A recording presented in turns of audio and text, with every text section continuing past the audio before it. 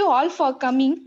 I call upon Yuvashri to address about Mr. Jangit sir.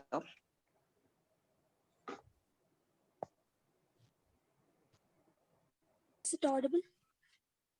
Yes, Yeah. please. Yes. Bravery is not the absence of fear, but action in the face of fear. There are some real heroes, and we call them as police officers. A warm, pleasing evening, all.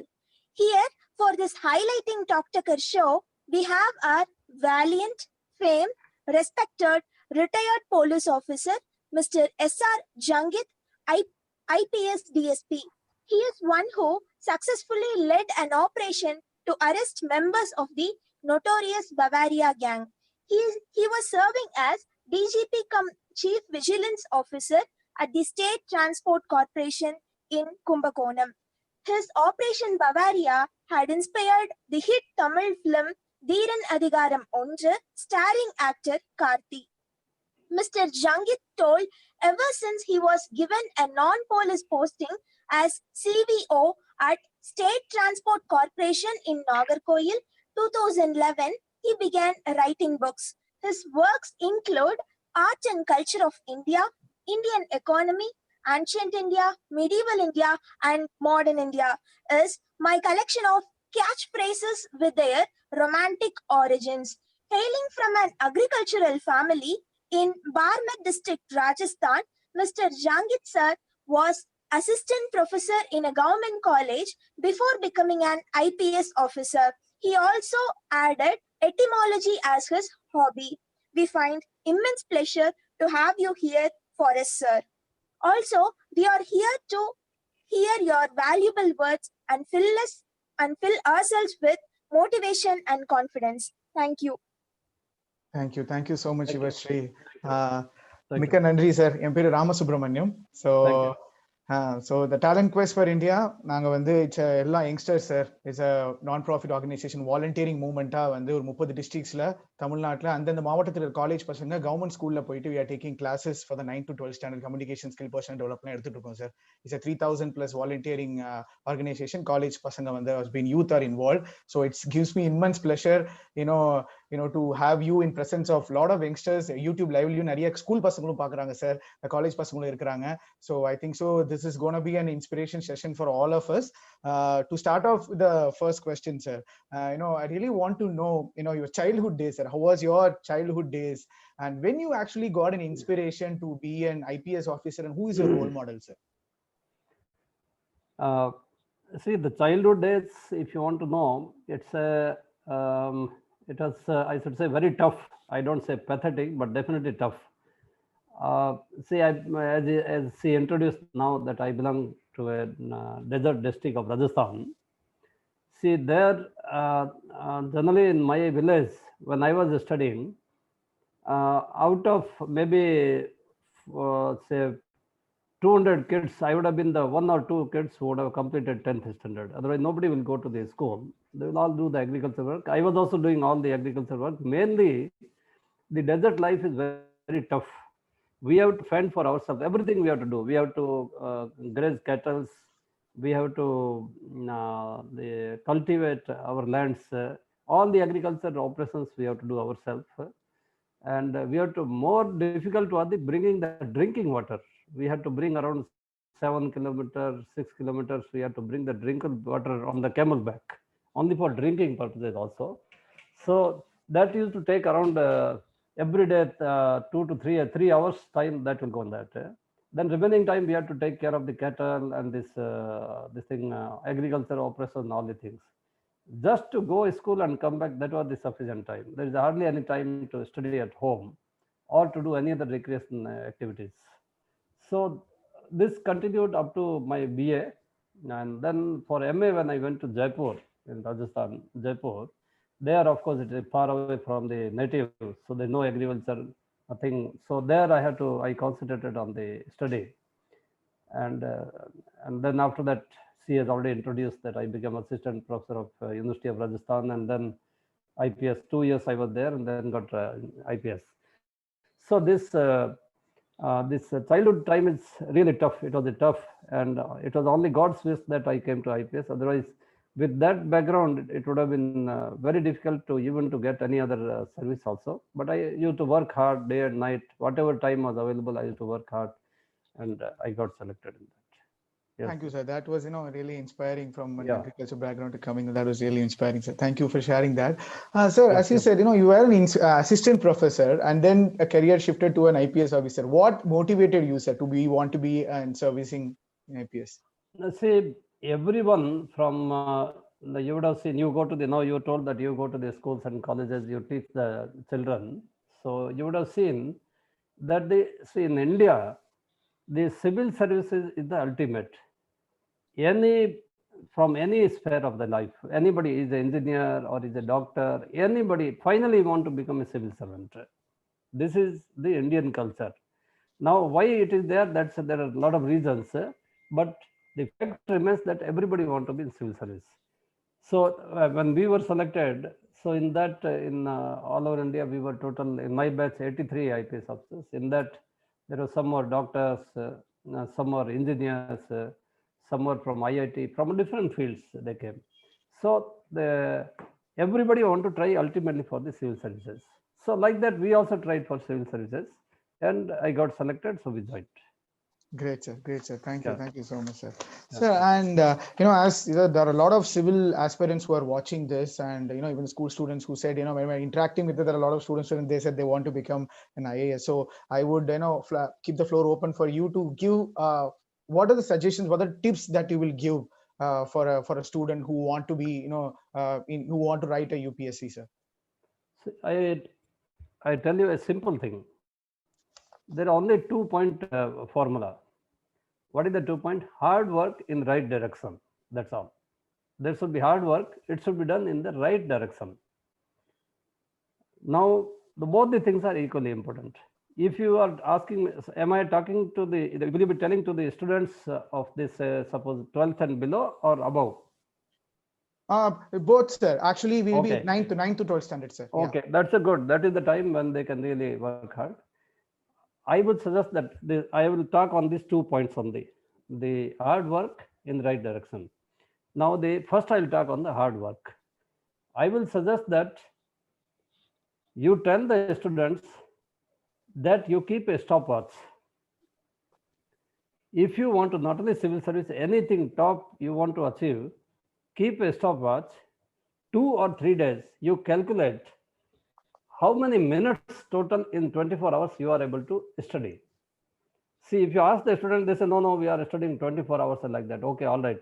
Now we want to say exactly net study period we want to find out. Net study period. What is the net study period? That should not include that even the time when you are taking food, you are going for recreation, you are traveling. Some people even study when they are traveling also. Even when they are going for bathroom, all the time should be excluded. Sleeping time, rest time, gossiping time, every time should be excluded. Put a stopwatch, and in that, the moment you start studying, you switch it on. And moment the study stops and you do any other activity, you stop the stopwatch. It should be continuously going on. Total, when suppose you have started today morning, when you start studying at suppose 7 o'clock or 8 o'clock, that time you start, exactly 24 hours after you stop it, and total of this time, how many minutes it comes, you make into the hours. If you are able to make it 14 and above hours, that means you are on the right.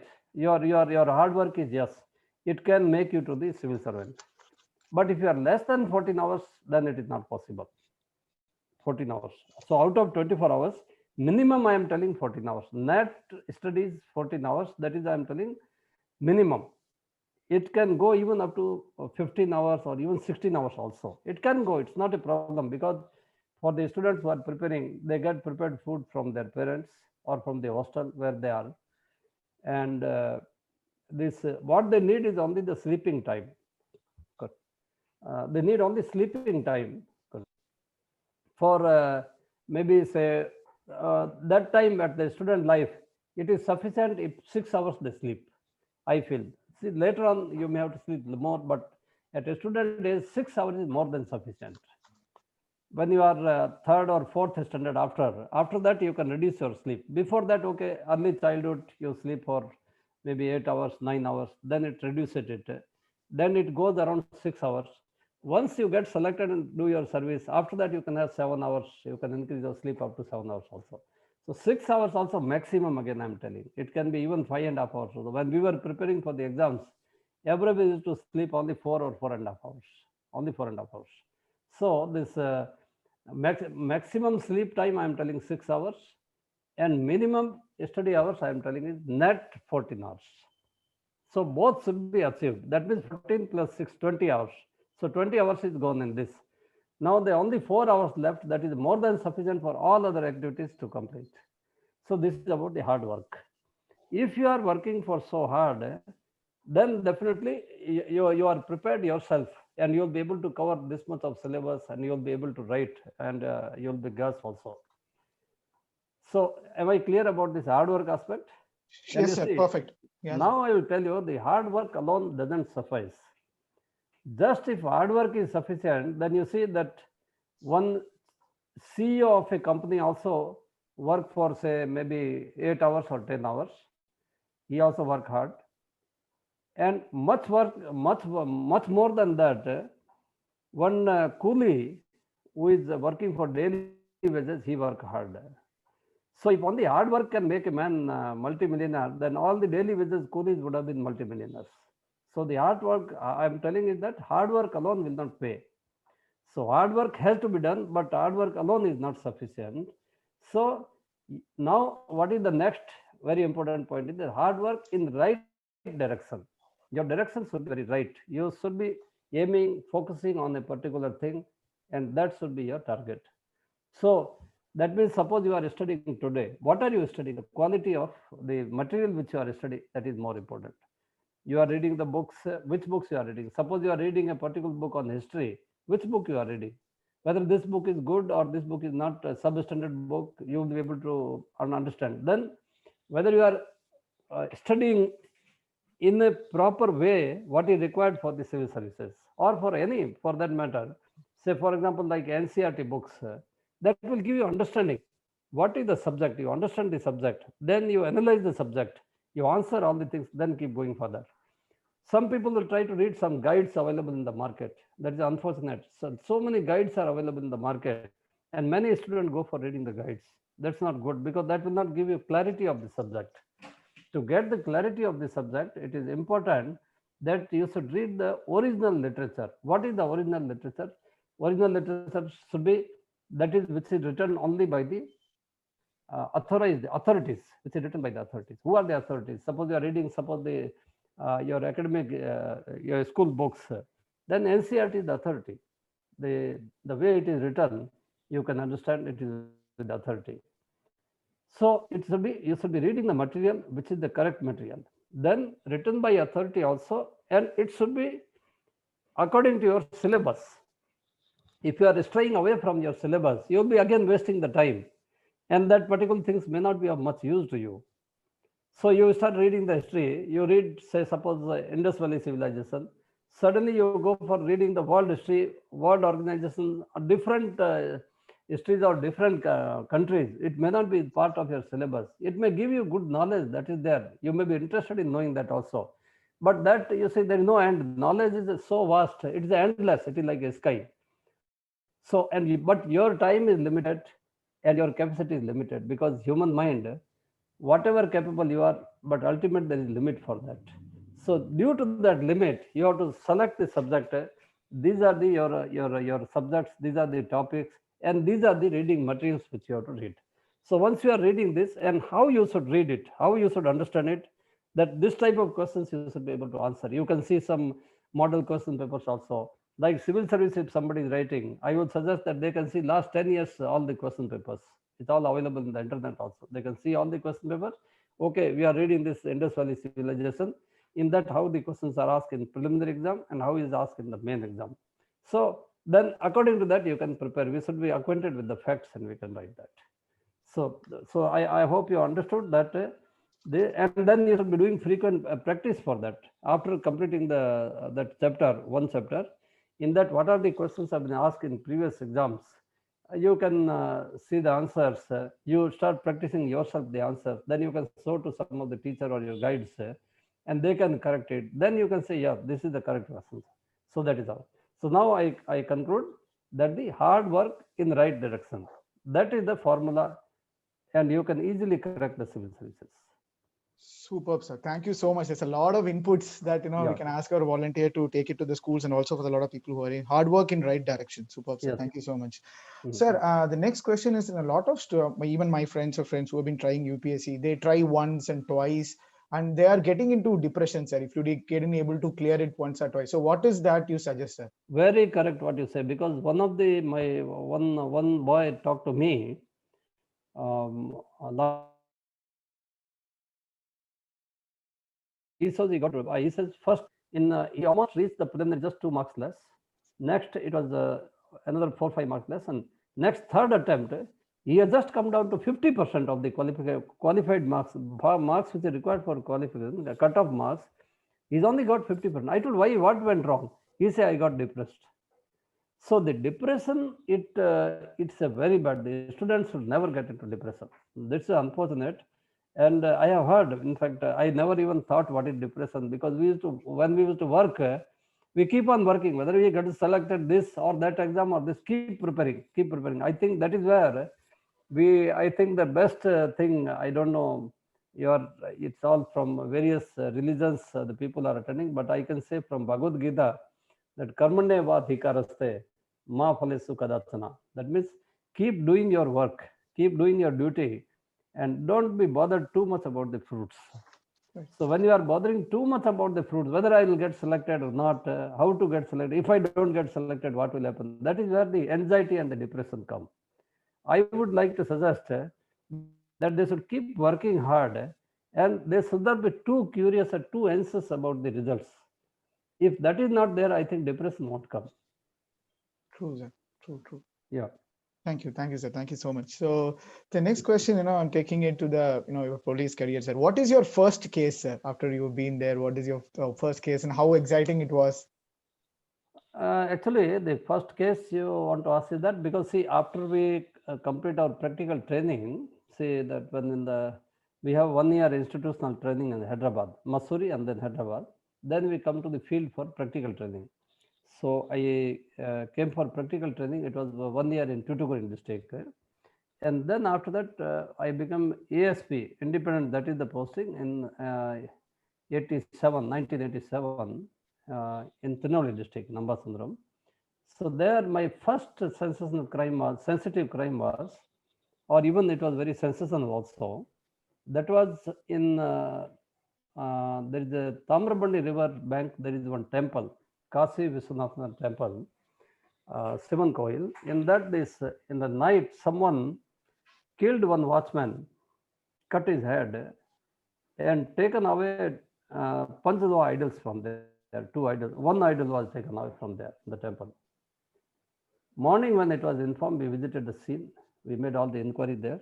And that was so difficult because there is no clue. That time there is no CCTV, there is no camera, there is nothing. So no cell phones, nothing. So we had only the fingerprints. We were able to get some. That also very, very, not much fingerprint, because it was a rough surface. Nothing was out there. In fact, virtually there is no evidence. We had to start from the scratch, only making field inquiries. With that, we started.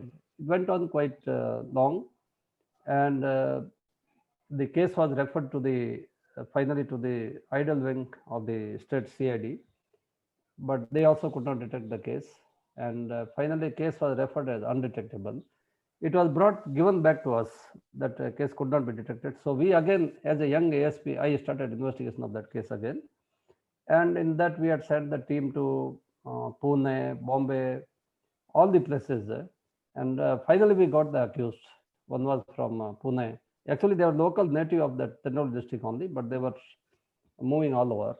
And we got both the accused in that, and we recovered the idol also. Idol was also recovered, yes. That was the first case, actually. That was the first case, and that was very sensational also. Incidentally, it was very sensational also. So, Great. and we with this detection gave us a lot of confidence that yes, we can detect such difficult cases also. Yes. Great, sir. Because I'm also from Tuticorin district, sir. Arumuneri Pakkam, sir. Yes, yes. So that is great, sir. So you've been solving more than 1,000 cases you have been seeing, sir, and you've been working with cross-state police departments a lot, and you've been doing it. So working as a team. So in a lot of youngsters are இருக்கிறாங்க. What tips is it to be a leader, sir? Because you need to work collaboratively, so that teamwork keep the team motivated. So what qualities you see should a young person to have to become a leader, sir? See, to be a leader, you have to be honest first. You have to be honest. That first thing you have to talk is honesty and truthfulness. You can say that I am just repeating Mahatma Gandhi's words, that honesty and integrity. If you have the honesty and truth, or integrity and truth with you, there will be belief on you, credibility. Your people who are your followers, they will trust you that what you are telling is true. You won't take us for right. You won't be doing anything illegal. So, or whatever you are telling the truth. People will like you. Your followers, your friends will become your followers. The moment you want to ditch them, you want to tell something, do something, double A standards, they won't trust you. So the trustworthiness comes out of the truth and the integrity. Integrity is your character, how honest you are, that is integrity. And truth, how you behave. You behave only what you feel is correct. That's all. So it will create all sort of things. It will create simplicity. Then it will create a situation where you don't have any tension or anything, because what is that, you don't have to every place, you don't have to innovate some new things to be told, because what you are told one place, same is the true, and same thing will be talking elsewhere also. So I feel that to be a leader, you have to get the trust of your followers, and the trust will come only if you are truthful and honest. Then only the trust will come. Once trust comes, they will accept you as a leader. Then there are so many other qualities maybe there in the police, or suppose in any department you are a leader. Then apart from these two, what you keep adding, that you should have competence also, knowledge and competence. Whether you are competent to lead them, you are competent to navigate them to success or to failure, where you will take them. So if you are a competent person, you will guide them in the situation where they are really in trouble. You'll be able to guide them. You guide them, this is to be done, this is not to be done, how to do it, all the things in the profession. Like you are telling about this movie. So I took my team from here, and there are about total about 300 to 400 persons. They worked with me that time in North India. At a time there will be around 100 or so. Then we keep rotating, keep changing them. So and imagine one team is in Rajasthan, one is in Madhya Pradesh, Uttar Pradesh, one is in Delhi, one is in Haryana, one in Punjab, like that. Now to coordinate between one team to another, I have to travel average every day 500 kilometers. They don't know the language. I talk to them. I talk to the informant, introduce them, and what information is there, I translate and give them. Also guide them how to go about. So they because of if you have competence, then they will say, okay, you are able to guide them. They go by your guidance. So this is the next third qualification. You say truthfulness, and so this is next is this competence. You should have competence with you also. So integrity, truthfulness, and the competence.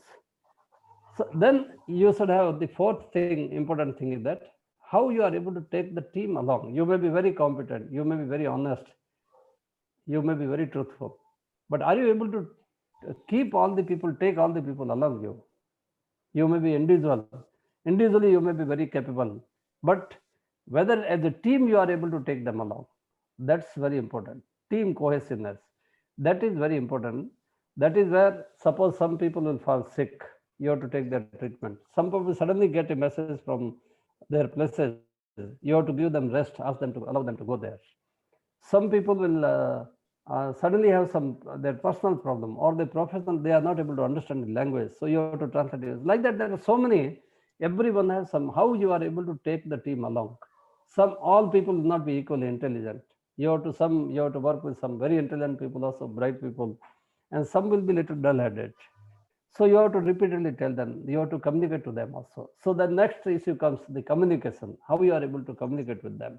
So there are a lot of qualities, next keep coming, how the leader has to be. But basic starts, as I told you, with the truthfulness. So this creates the your trust on the people. Okay. And Great. then you can keep adding all the things you would have read in the books, or in any management book. You see, if you see the leadership, you put in, enter that and say what are the qualities of leadership, they will give you 1, 2, 3, 4, 10, 15 qualities. So these all keep adding. The first primary qualities are this, and after that you keep adding any number of qualities. Great. So start off with honesty is the best policy. Whatever is there, that Yes. should be a start of it. Yes, Great. yes, yes. Great. Otherwise, even leadership, they will say, no, you should be able to dress well. That is also one of the qualities added. You should be very smart looking, dressed well, your personality should be good. So many things they keep talking about the leadership. But then these are the basic traits, and after that it keeps adding. Right.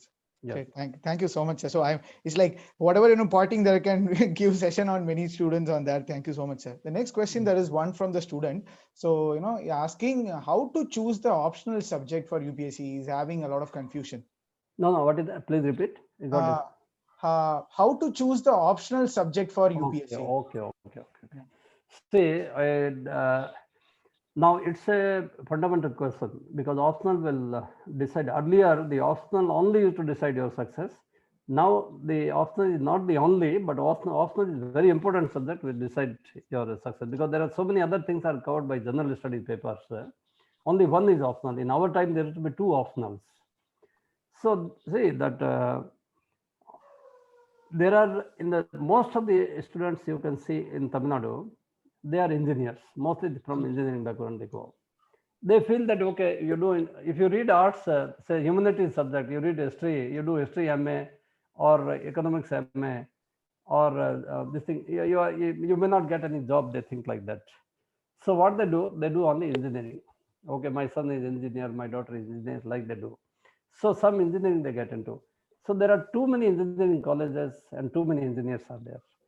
Now, when you go to write the civil services, there are hardly any good subjects available for being optional for the civil services in engineering. So like civil engineering, anything. I do not know because I am not from engineering. But what I was informed by my friends, that very few students take this engineering subjects, or even the science subject for that, like maths, physics, chemistry. All these things subject very few students take. I don't know why. They say that it is not very scoring and it's very difficult to score in these subjects, science subjects. So they go for other humanities. Mostly that is why the 2 subjects have become most popular among the humanities students also, as well as science students also. And these 2 subjects are, number 1 geography and number 2 is public administration. These 2 subjects have become very, very popular, and I don't know why. And there is one more topic subject which has been taken by very few people, but the science background people, that is psychology. They take the psychology also. Now these are but mostly I should say that in the recent past which I have seen, and the third subject is the which has become very popular is sociology. So geography, PubEd, and the sociology. These 3 subjects have become very, very popular among the students who are writing for the civil services. Now, the reason I could find is that because in geography, there is a lot of technical things are there. With the science students, it's easier for them to understand. If you say oceanography, you read about oceans, how the oceans are formed. You see rocks, how the rocks are formed, what type of rocks are there, how this. So there is a lot of science materials is available in that also. So maybe that could be the reason. I also don't belong to geography subject. My subjects are history and economics. I was assistant professor in economics. So I don't have knowledge about these 2, except the basic knowledge, because basic knowledge is a must for writing the civil services, which we are going to read it for basic purposes only. So these 3 subjects have become very, very popular. And among the 3 also, geography stands first, what I can cross-section of the students when I talk, I find that geography is number one actually. So whatever may be the reason, so this selection of the option is important, and I suggest that it cannot be applicable to every student. That see, some student may be very good in descriptive, they have very good English language, they can write long essays and like that, but they may not be good in the very technical things. Such students should take subject like PubEd, or they should take sociology, because there you have to, by imagination, you have to write a lot of things in your own words and all the things you have to write. But geography, most of the things is already given from the subject you have to write it. So those who don't have a very descriptive capacities, I think they can take up this, their science background, and these people can take geography as a subject. So like that, but still I suggest for each student, it depends from the student to student, what are his qualification and what are his merits, what are his traits in which he is very strong. So that's why the students should consult some good the institute, or they should go there, consult them. They should find out from that what is the subject they should take. So they, somebody should spend time with them. They should assess the students' capabilities. In that, what subject will suit for him, that subject should be suggested. If somebody is suppose MA or BA in particular subjects, say geography or history or economics or this, then naturally he can take his own subject. He doesn't have to go to third subject, second subject. He can take his own subject. But this choice of the subject starts for those people who don't have their own subject. Like I told you about the engineers. Many engineers, they will not have their own subject. Then they have to go for a second subject. So that subject should be like selected like that. And those who have their own subject, for them there is no problem. Their own subject they have already studied, and they should strengthen it. Yes, yes. Great. Thank you so much, sir, for the detailed, Yes, thing. yes. So one is now into the police force, sir. Sir, how you see police force before technology and after evolution of technology, sir? Now there are a lot of technologies evolving, so before technology and after technology, how you see police force and police department, sir? There's a lot of changes, sea change in the department. See, in any aspect you can see, there is a change in the department. What has happened, they see, like tracking the criminals, you can see, for example. Now, our basic work is, say, maintenance of law and order. Now, maintenance of law and order, let me see in this itself. See, earlier you go to some village, we will arrest some people, and the action will be taken, and that all the things will be happening. There will be some misuse. Some people used to complain that police has used force. Some people say there were real accusers are not caught. Some other people were caught, and all the things. Now, say for technology is there. For anything, if any crowd is there, any assault is there, they will take videos. They will take photos. They say these are the people only available, and they only have to be caught. So, like that, our identification of the people become easier. Then if you want to find this, you are fixing a person that he is the accused, he has committed theft. And that time his mobile phone location come elsewhere. Then it will show, no, he is not the accused. He got acquitted in the charge. So the technology will help us. And if you don't know who has committed this thing, then we go for the survival. As you know, lot of cases are detected through CCTV cameras. We see the CCTV cameras when the incident took place. Recently, if you would have seen in the social media and the news also, in Chennai City Police detected very good case. Some 3-4 people used to go and cheat the elderly ladies, and they remove their jewels and they decamp.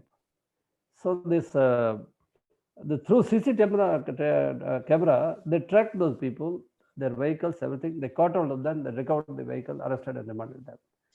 So these facilities, I told you about the first case when you asked me at the outset. I told you that time we did not have anything, no facilities, not even fingerprints are available. Only by making our inquiries, we reached up to all these places and we detected the case. So like that, because there were no technical things with us, it was very difficult. Imagine that incident took place and there are CCTV camera outside. The accused will get caught in the camera. In fact, this certain incident won't take place also. When out of fear of the CCTV cameras, now incidents have also reduced. Those type of cases don't take place. Now the different type of crimes have started. Cyber crimes, they have started. People are committing, say, cyber frauds. They will decamp with your money from the banks. All the things will happen now. That was not the earlier. Earlier there were different type of crimes. So after this technology, the type of quality and type of the crimes has also changed now, totally different. And our efficiency has totally changed now. I can say improved, yes, I can use the word, it is definitely improved. But at the same time, the criminals' capacity also has improved. So we have to improve ourselves in proportionate or even more than the what criminals are having. Now earlier criminals won't know where we are there and nothing. Any one criminal will going, we catch, another will come, we will also catch. Now one criminal is caught, immediately he will inform the cell phone to the other criminals, they won't take that route also. So we had only wireless system that time, there were no mobile phones. So the technology has created a lot of changes in the functioning of the police department, and new challenges have come, and our capabilities have increased, and new crimes have come up. Criminals have also learned a new thing, and there are so many old type of crimes are not being committed now, whereas the new crimes are taking place now. So it has made a lot of changes. Great. Thank you so much, sir. Because I saw your interview where you said that you were actually planning to keep CCTV in the cities. Your one of the dream is to keep CCTV. Yes, when I was Commissioner Madurai, we tried, but that time there was CCTV was a mirage. We never even thought we can ever get CCTV, but now it is there. CCTV is all over. Great. There is one question from a criminology student, sir, who is asking, there are a lot of rape cases happening. Will there be an end to all of this? As per your experience, what punishment should be given to this rapist? What can be, as a citizen, what can we do to, pick this up? See, I tell you, the punishment alone cannot deter the crimes. Punishment is one of the things which can deter, definitely, because if there is no punishment, then why we are working hard and we are earning livelihood? We can go and commit crimes and take the money at home. Very shortcut methods of earning. So definitely, this punishment is one of the deterrent. But you see, the highest punishment or a human being can be the hanging punishment. You agree with me? The hanging. Hanging to death can be the highest. That is the maximum punishment it can be given to a human being. Okay. Now you would have seen in Nirbhaya case in Delhi, the rape and murder case, all the convicts were hanged to death. Okay. Now, despite that hanging, again these incidents are taking place. Now, if this punishment alone is deterrence, then after seeing that hanging, why again they are going for committing similar crime also? So there is a lot of psychological reasons, lot of social reasons, so many reasons are there. She told about the criminology student who has asked that there are a lot of rapes are taking place. It is true. It is unfortunate. It's unfortunate. I can tell you that crimes started with the society. When the society started, crimes also started. And crime continues. And no society can say it is totally crime free. No society in the world can say it is a crime free. You can say in Hammurabi's time in Babylon, where there was such a strict punishment that if somebody cut the hand of a person, then the accused hand will also be cut. Equal punishment used to be given. That was very, very, very strict punishment. Now, with this type of punishment also, do you think there were no crimes there? Still people commit the crimes. So now what I am telling that this crimes punishment alone is not going to deter, but punishment is also must. If the punishment is not there, anybody will just go and commit the crimes. It's an easy way to earn the money, as I told you. So punishment, it has to be a holistic approach to curb the crimes. We have to go to a very holistic holistic approach. What is the holistic approach? There is from the law enforcing agencies, like we police people, we are not supposed to give employment to the people and educate them not to commit crimes and all. That is not our job. We are only enforcing the law. That means there is a law we have to enforce, and those who are violating, we have to catch, investigate, prosecute, and get them punished. That is our duty. Basically, that is our duty. So this punishment aspect is, so we take care. There are reform services are there, different reform services, like juvenile reform services are there. Children below 14 years, they commit the crimes. For them, we don't straight away just arrest like this and send to jail. For them, there is a reform approach. We send them to child home. Then we try to educate the children. We reform them, educate them. Maybe the children they will not resort to this tendency because they are too young. They don't even know the consequences of committing the crimes, or somebody would have given them wrong guidance. So that is why those students are given for a reforming approach. So like that, there is a one of the reasons for the different type of crimes. I'm not talking about rape, but different type of crimes. One of the reason is the unemployment. So people don't have the employment to earn some livelihood. They commit some theft, steal certain things, and they survive. That is also there. So then the government should go for more of employment opportunities. People should have their, suppose a person is earning every month, say suppose say 15,000, 20,000 basic minimum if he is able to earn. Will he go and commit theft of some, enter in the house some night time, he will enter in somebody's house and then burgle some property, some 5,000 rupees, and then come and take a risk of this. Except those who have some kleptomania. Others, they may not like to do that. If he has basic minimum, he will like to survive with that only. So that is why there is a holistic approach. The punishment is one of the aspects, and there are so many other aspects of the reformation, then the employment, then the social values, how you teach your child. There are so many, not that everybody is unemployed and poor will be committing the crime. It is not so. There are so many poor people are there. They will be very poor, unemployed, but they won't resort to the crimes because they have been taught by their parents like that. The values which is imbibed. So the values also should be taught in the schools very carefully by teachers and their parents. That goes a long way also. So it's a holistic approach. If you want to curb the crimes, the punishment is the last resort actually. Punishment is the last. I will say that last thing you should do is only the punishment. Before that, there are so many other things you should do. So this like reforming, like educating them, like imbibing the values, all the things. That should be the approach. And when, despite all the things, some crime has happened, then we have to investigate, prosecute, and we have to punish them. Yes. Right, sir. Thank you. Thank you so much for that detailed one, sir. One more question, sir, from the audience. Crimes are taking place very easily, but justice to the victim is so slow. What is your view over this? There are a lot of pending cases, and what is very true, very true. This is what our grievance also. We police people also we grieve many times that many times the cases take very long time for disposal, very long time, and they say justice delayed is justice denied. But then the other side says justice hurried is justice buried. I don't think it is so, because it is not required to be delaying the justice like this. To my mind, it is like Nirbhaya case. They did that, followed the procedure. Now the due process of law in India, we follow the English law where for everything with due process of law, this word comes with due process of law. Now due process is a very long process, very tortuous process. A person for one thing, he can go to one court, then the higher court, then high court, then he can go to Supreme Court, then again second thing comes, then again goes up to Supreme Court. There is no end to this. It goes on. So the delay in the justice is really unfortunate. Now what government should do, whether they should increase the number of judges, whatever they want, they can do it. But if justice, whole thing, see many places, since you are from Tuticorin and I have seen that area so closely, my entire, my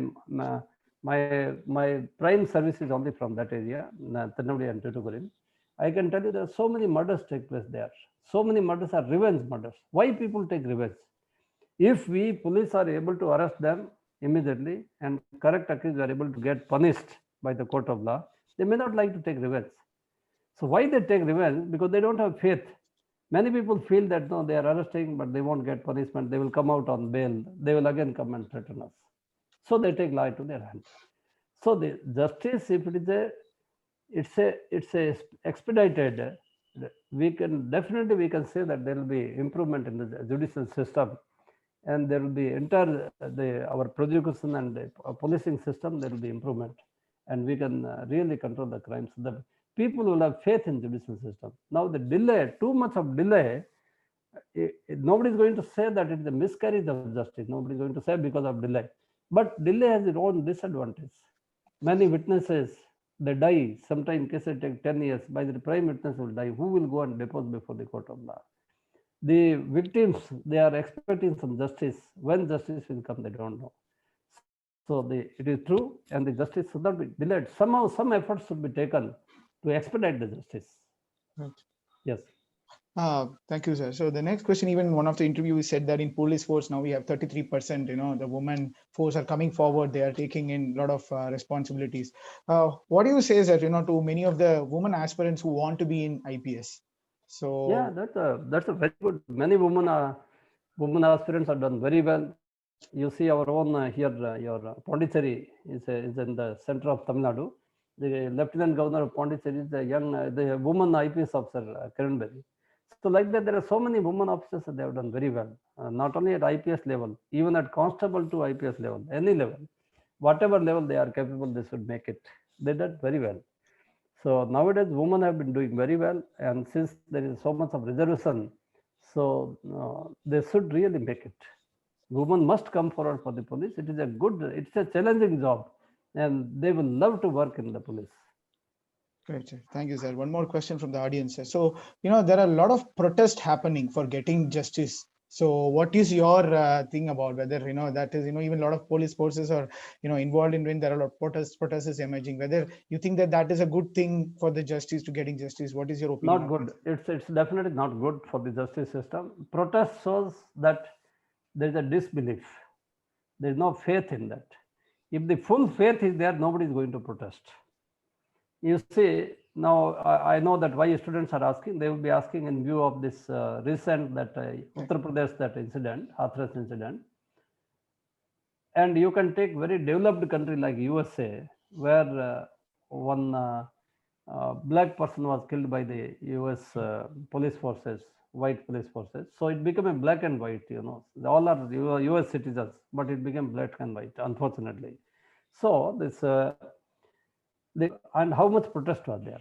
So the protest, when protest will happen, when you don't have trust in the machinery, you feel there is a police force or there is judicial system, they won't do justice to you, or they have not done justice to you, they have been wronged, then they will protest. So now very conveniently they came in UP for the protest.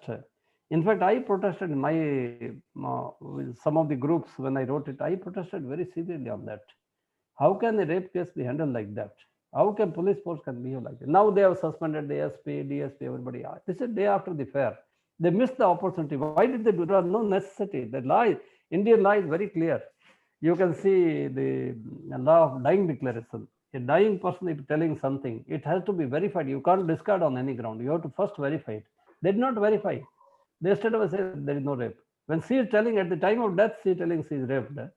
And they say there is no rape. What was the necessity for the police force, police officers, or district magistrate to go and tell there is no rape? They have not even investigated, and they are supporting.